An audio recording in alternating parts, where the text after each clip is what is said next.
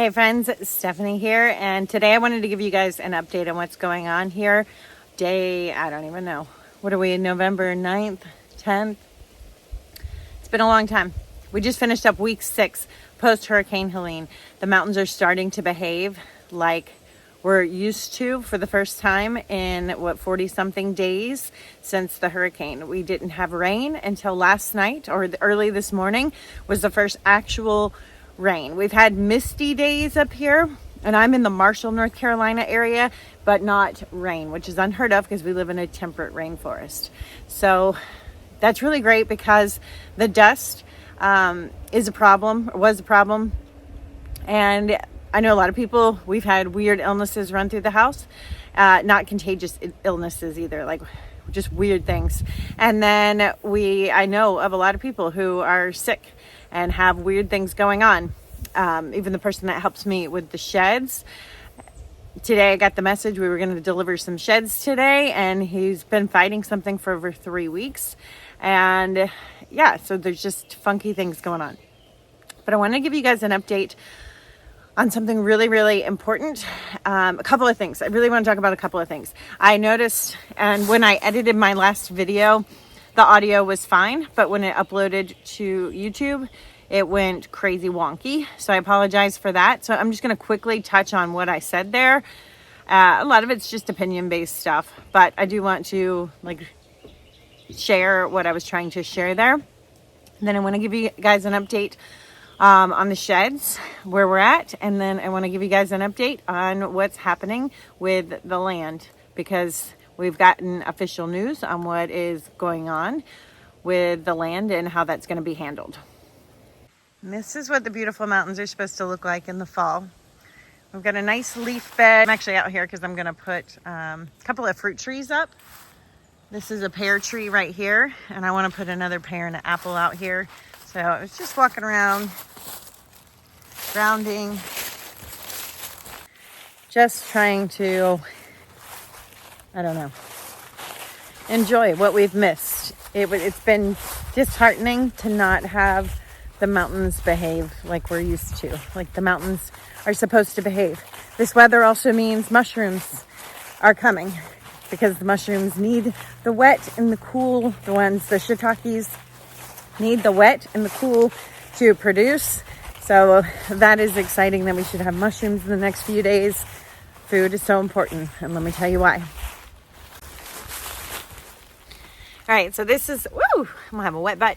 This is the back part of our property. This is where I plan to put our goats in the spring. So super excited about that. I also want a little donkey for a guard donkey, right? But what I was saying on that video, let me start first by saying what we have found out is going to happen with the land. So I shared in one of my videos that there are FEMA facilities going up, and everybody's been a little bit concerned, like, what is the point of these? There's video footage. They're all set up. They have these tornado shelters. They've got these massive trailer housing systems that someone told me only one person can stay in per trailer, so it's very wasteful actually. And that particular organization has said they weren't a part of the housing side. Now we have gotten information that FEMA has announced the new plan to use acquisition, elevation, or mitigation. Okay. They have come out and said that there's going to be those 3 options. Now, I don't know if you have to do those, but what's going to happen is through this process, there will be rezoning. And because they have the right to rezone, from my understanding, drop in the comments if I'm not correct on that, that is going to affect everybody, even if you don't go this route with them. So the buyout was listed that, will come in and buy the land based on 100-year flood. I forget their exact wording, but it's based on the new 100-year flood baseline zoning. So I looked up what the 100-year flood baseline zoning is, and basically They go in and determine if there's a 1% chance of flooding in that area, then it qualifies under the new 100-year baseline zoning. Here's the problem. Everything that flooded obviously has a 1% chance because it already happened. So that could even go higher than what was already flooded if they determine that. And who knows what they're going to determine. But it would have to include everything that was touched by these floods if it's a 1% chance, because it's already happened. That percent happened, right? So that is an enormous amount of land. Some of these riverbanks were 6 feet and are now 40 feet wide. And the houses up the hill still flooded. Like, it just, the scope and the magnitude of the areas that were affected. We're talking, some areas I heard were 40-foot high floods, right? That's an enormous amount of land that now they are saying we can just buy out.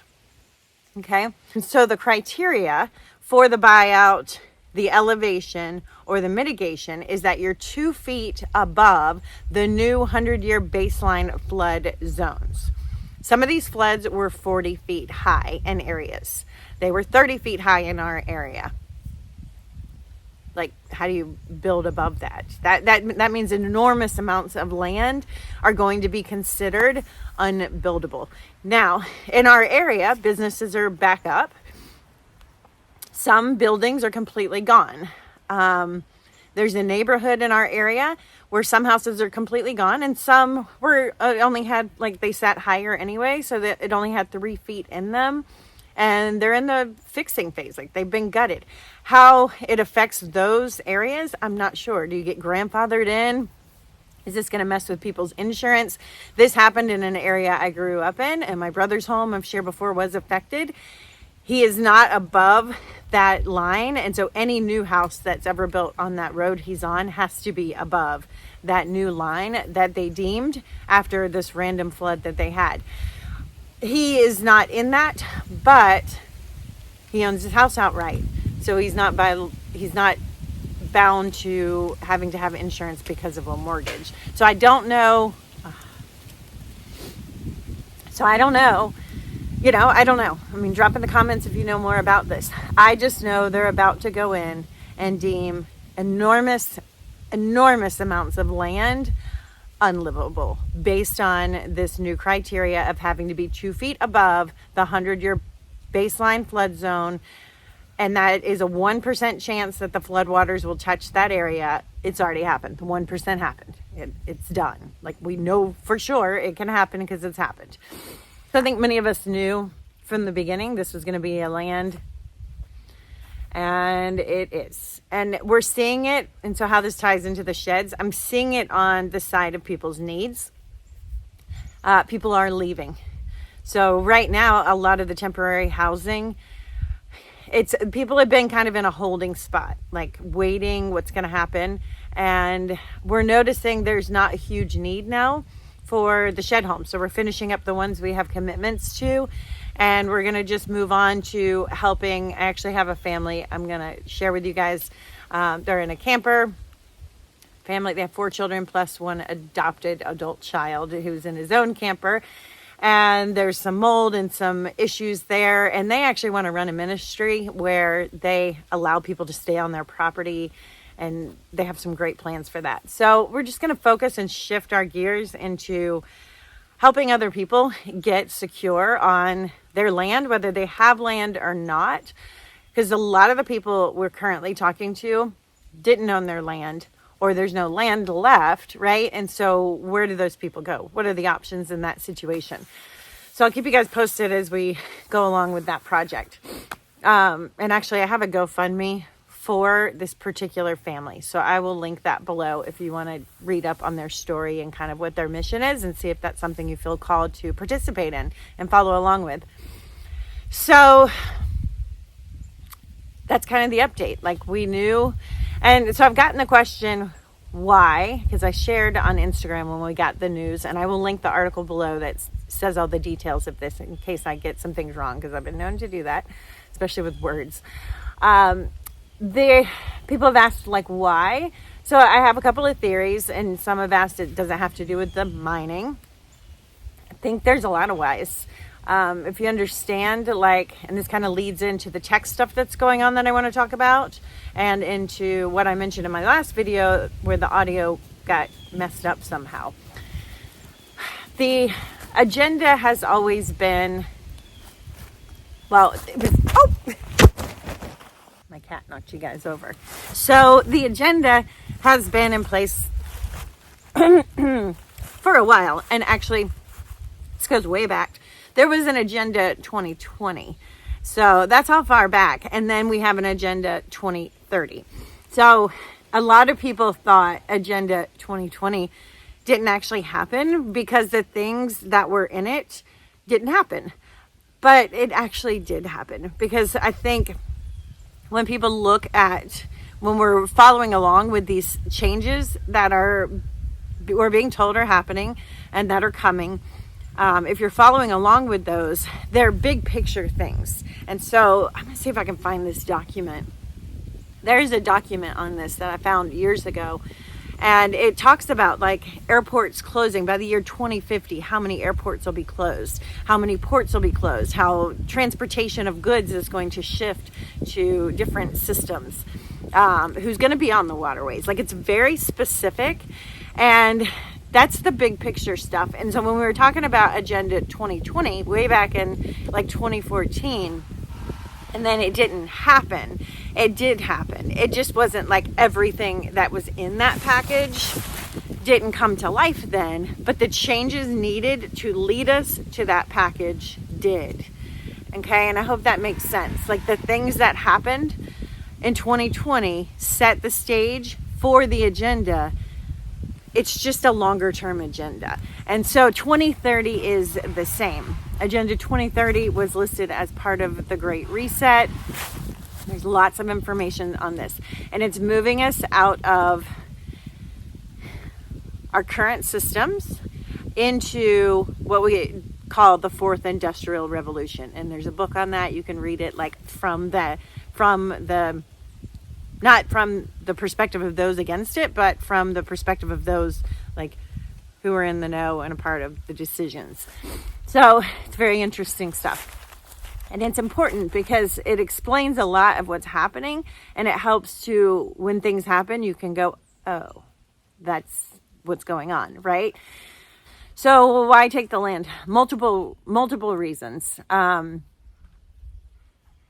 It's all going to be under climate change. It all falls back to that. Some people believe in that. Some people believe that is a man-made thing. There's a scripture about this, and it does say, I forget where it's at, and I can never find it when I want it, but it does say like man destroys the earth. So I personally believe we destroy it by playing God and not honoring the land, not growing our own food. Like, the systems we're in right now are broken and need to be changed. No doubt. Like, the chemicalization of our society is madness. The food is madness, guys. Like, don't even ever put that food in your mouth. If you can come to that understanding of how evil it really is and how wicked, it makes it easier to just avoid those things altogether. And that's kind of where I've gotten over the last couple of years. Like, I can't even eat out anymore without like my mind reeling on all of the brokenness of everything that's in our food systems. And it's wicked, and it's intentional, which is going to lead me to another topic of the things I tried to say on my audio that got corrupted. So the systems are changing. Unfortunately, like, I would love to see it go back to what I'm trying to share with you guys here. Living outside, spending time outside. And so, that's what I'm sharing with you guys. I put in my permaculture perimeter food forest yesterday. I'm planting some more fruit trees today. We do have property, and that makes it easier to do these things. I know a lot of you guys don't, and you might be in apartments, but there are many things we can be doing. I have a harvest wall growing in my garage that is turning out to be the most fantastic system ever. I love it. I've got my towers, which obviously I love. I grow mushrooms indoors. Like, there's a lot of things we can be growing indoors. There's things you can grow on a porch. There's just ways we can change how we interact with the world as a whole. Fast fashion, for example, not buying new clothes that are toxic and fake and ending up in the landfill. It's been one of my biggest struggles with what's going on with some of the donations in the area and the things being donated. Just thinking through how we spend our money and what we're consuming and shifting that to producing something, right? I can purchase clothes that are linen and wear them until they fall apart, which takes a really, really long time. My sheets too, we use linen sheets. They're cooling. They actually have a frequency of 500. So back in the days when medical system was different, that's the kind of sheets they had on the beds because they're actually like healing to the body. They have frequencies to them. Wool keeps you warm. You don't have to wash it, so it eliminates that. Tool. And then, when my linen clothes do finally fall apart, I can cut them up and make linen napkins and all kinds of things. They just last a really long time. Linen towels. So, trailing off, but those are the changes I would like to see. More connection to the things God has given us.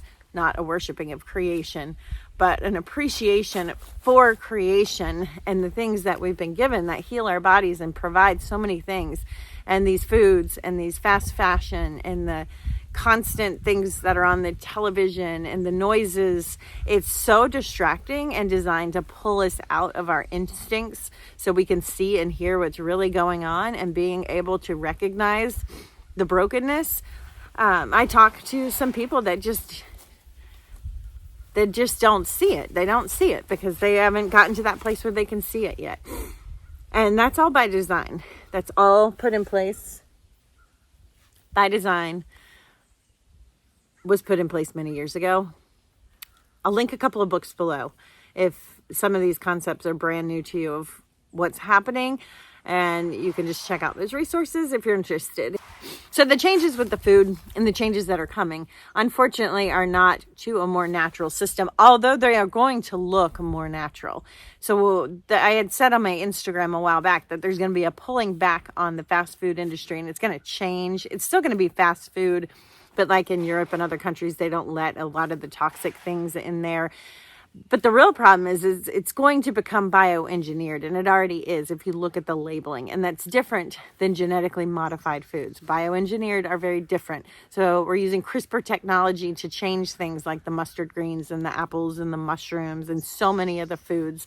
Wheat's a new one that's going to be on there.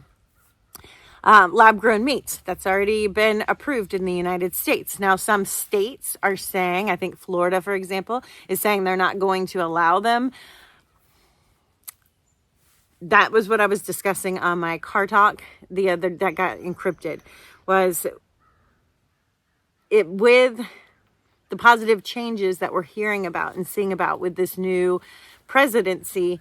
There are also some red flags, because when you change the food systems and you take them to more local and you increase the quality and you do all the things that we should be doing, the amount of people there are and the amount of meat consumption doesn't go together, and it's going to drive the price up. And so years and years and years ago, those of us kind of in this world following this always said, like, how do you shut down the farming industry? You drive the prices, you make it where people can't afford it. And so it's going to get smaller and going to get better, but it's also going to become a lot more expensive. And so how do you fill the gap between those two? Because not everyone's going to be able to afford that, or not much of it, which was a part of Agenda 2030. You'll eat very little meat. That was announced. It's through the cellular lab grown stuff, right? That if you shop at Walmart for meat, eventually that's the meat that would be there. That's affordable. And then the real stuff would be like a treat. Obviously, I can't tell the future, but this is stuff we've been following like for years and years and years that we said was coming. And so to see the language starting to change and the allowing of information to come out on what's going on with the food, like this has been going on for years and years and years. There's a reason more people are aware of it now, and that's because it's been allowed to come out. And why is it being allowed? Because we're in the Great Reset. It's going to be changed. It's just not going to be, I think, what many of us would hope it would be. I would say, and two more topics here. I mentioned Susie Wiles. She is the head of the state, I don't know. What is her title? Whatever it is, I called her something else. I'm terrible with the politics stuff because I don't believe in the right-left paradigm. But, there's some concerns there because she's actually a lobbyist, or currently, I believe, for the tobacco industry, but has been a lobbyist for Big Food and Big Farm, with an A at the end, in the past.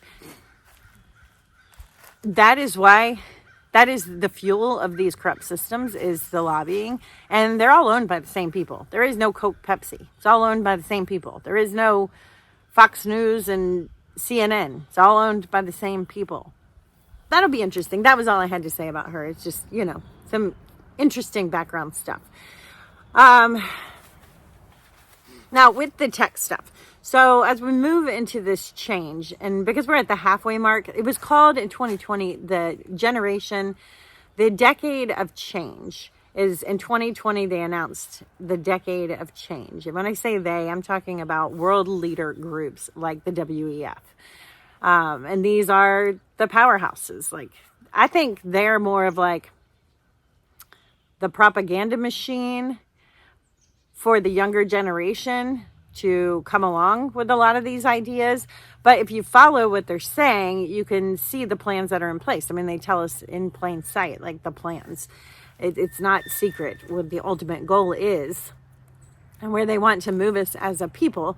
So it was called the Decade of Change, and we're at the halfway point as we end this year, right? That's 5 years, and we saw a lot happen. But that was like the priming. I feel like the first 5 years have been the priming stage, and now we're going to start to see exponential change, especially in the tech world. And we've already seen it. Elon came out with his robot, the We Robot. He's got his new cab car. I don't even know what you call it, but basically you buy this car. It's very affordable. It drops you off and then it goes and works all day for you as a cab. So we're seeing a lot of tech things roll out. Robots that will be in homes like it's a normal thing and made very affordable. But recently on the tech front, and drop in the comments if you've noticed this. So in 2019, you used to be able to find, up until 2019, really good information on the internet when it came to like home apothecary stuff. Now it's very generic on there. So if you're following things online, just know there's better things out there. There's good books and real resources you can get. The information online isn't like it used to be. So in 2019, it was like a light switch flipped, and overnight you could see it and things changed. But here's the signs when that's about to happen. And it's happened to my tech stuff in this area. You'll start to notice you get signed out of all your accounts. And it'll have you sign back in, and it looks different. It's changing. Like the wording's a little bit different. The fonts are the buttons, things are just a little bit different. And it's having you go through these things to re-log back into a lot of your accounts. If this is happening to you, drop it in the comments. That is part of an internet reset that's happening to roll out another phase of something. You know what it is? More micro control. Like you can Google things. The bias in the Google is insane. They show you what they want you to see. So there's so much wealth of information out there that you will never know exists, because it's buried so deep into the algorithm of things that you would have to scroll for days to find valuable content. And if you notice, like you ask a question, who answers it? It's AI now. AI is answering the questions, not the bloggers, not the people who've been experienced in naturopathic medicine for years who are on there. It's AI. And the AI is going to say what the system wants it to say. So that's happening too. That I got locked out of my Facebook account. I got locked out of a lot of things. And even just as just this week, all of my emails, my re-login through my emails have changed. And I've had to go through all these hoops to get logged back into everything for no reason other than there's a reset going on with the internet right now. So we're going to see some changes there. So get some good books, friends. I've got some videos on that.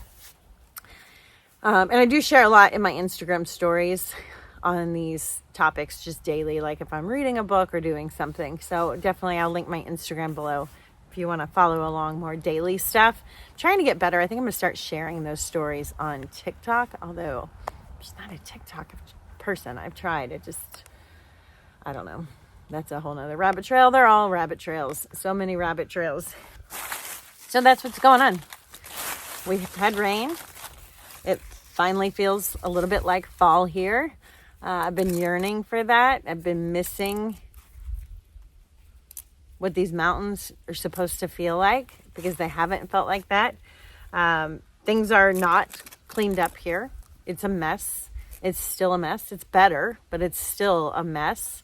And now we know they're going to take the land. So be praying for Western North Carolina. I'll keep you guys posted as I hear more. I have heard stories. I've heard stories. The numbers of the amount of people who lost their lives, obviously, that is a complete joke. Complete joke.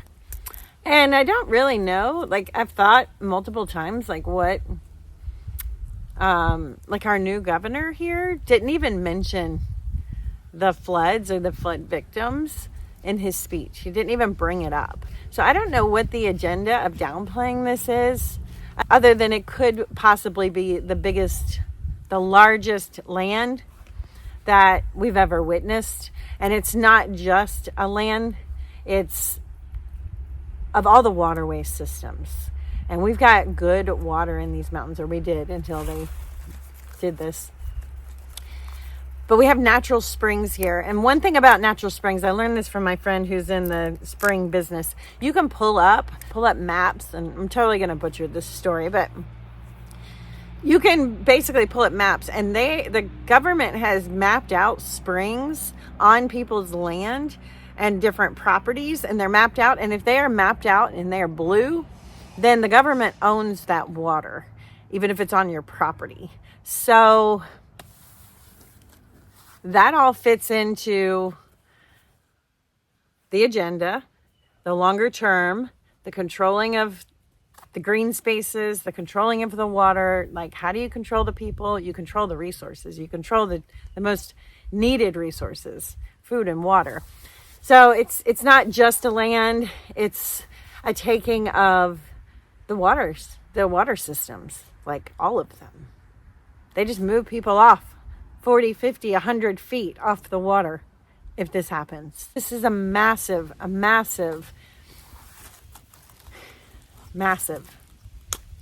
taking of the water systems. So that's my update. Thanks for watching. Sorry my last video, the audio was all messed up. I will keep you guys updated. And please drop in the comments anything you know. Like, all we can do as a collective is put the information out there. I know the things I've followed for years, and so everything I see kind of points back to the food systems, because that's been my calling and my passion for a long time. But drop in the comments what you know. So together we can make sure we're informing people. We've got this internet thing right now in our favor. Who knows how long we'll have that. But we've got it now, so we can use it as a tool for good. Thanks for watching. I'll see you guys in the next video. And here's how strange our weather is. This used to be my in-ground gardens. I'm doing raised beds now for sustainability and security. This is a potato. It is so warm the first week of November that I have potatoes growing all over.